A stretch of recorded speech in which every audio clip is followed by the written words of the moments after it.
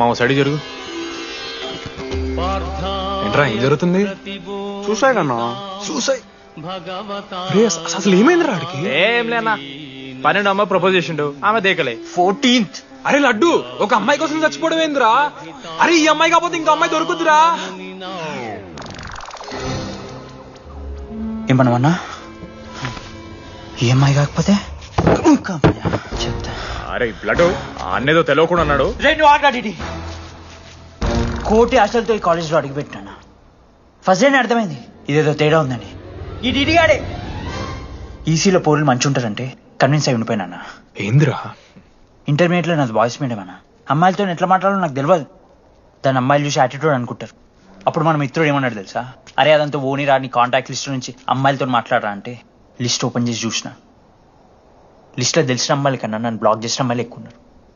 నేనేం వల్గర్గా మాట్లాడలే. Hi hello black.